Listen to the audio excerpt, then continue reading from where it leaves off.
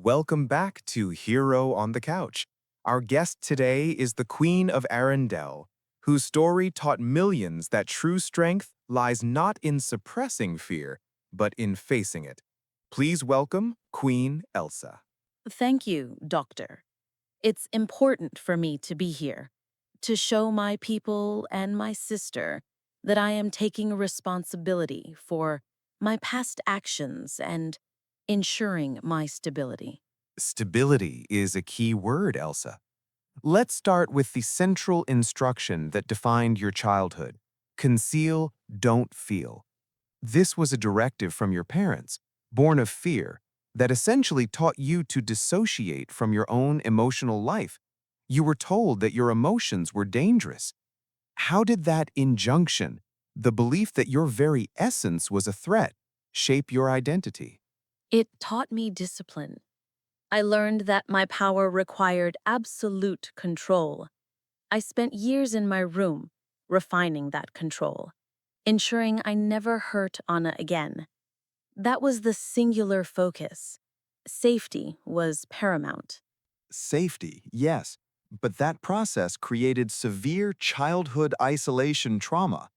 You were physically isolated from your sister and emotionally isolated from your parents. You had no one to help you integrate your identity, no one to tell you your feelings are valid and your power is not evil. Instead, your power became a physical manifestation of your emotional suppression. The internal freeze of your feelings became the external winter of Arendelle.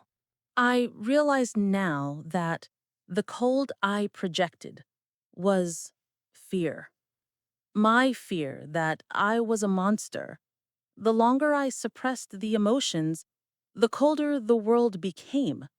I was terrified of even the smallest spark of anger or joy because I didn't know where it would stop. That's the core of your social phobia, isn't it? You weren't afraid of parties or crowds. You were afraid of the vulnerability that comes with social interaction. You were terrified that a moment of genuine emotion, a surprise, a moment of frustration, would lead to the catastrophic failure of your self-control. Yes, the coronation was the peak of it. I had spent a decade building that wall, brick by emotional brick. When Anna simply touched me, that single connection was enough to shatter the control. The power wasn't the problem, the connection was the trigger. And that's why you fled to the mountain. That was the ultimate act of escapism, a desperate attempt to find a place where you could finally be yourself, but only by guaranteeing that you could never hurt anyone else. It was self-imposed exile driven by guilt. Let's discuss the aftermath of the Let It Go moment. That song wasn't just a declaration of freedom. It was an extreme, powerful act of catharsis.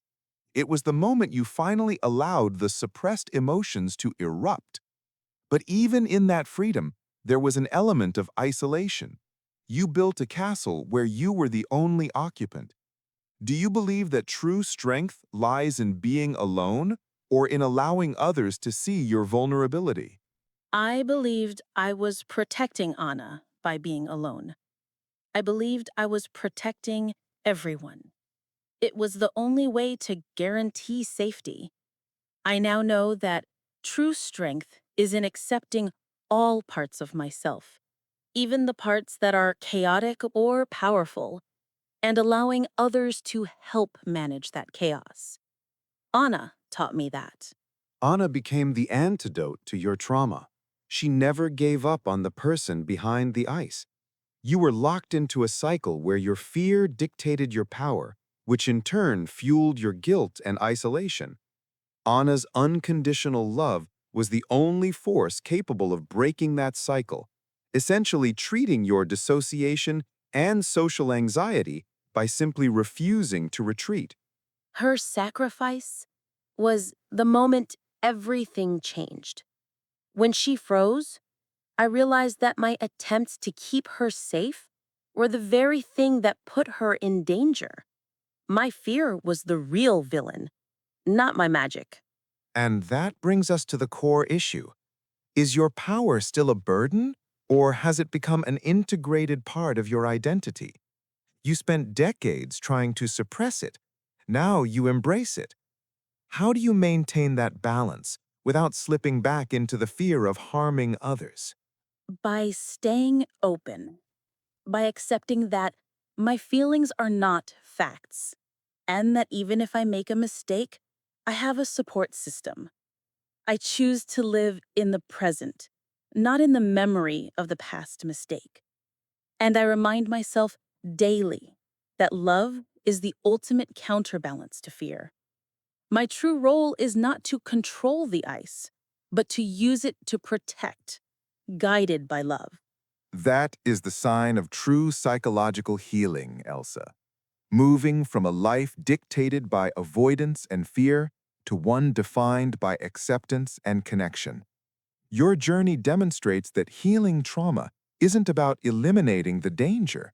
It's about learning to live courageously alongside it. Thank you for sharing your experience, Queen Elsa. Queen Elsa's case is a powerful example of childhood isolation trauma and emotional dissociation. The parental command to conceal, don't feel created a self-fulfilling prophecy of fear and isolation. Her story teaches us that true emotional health requires integration, not suppression. When we allow ourselves to feel, we transform our deepest fears into our greatest strengths. Join us next time on Hero on the Couch.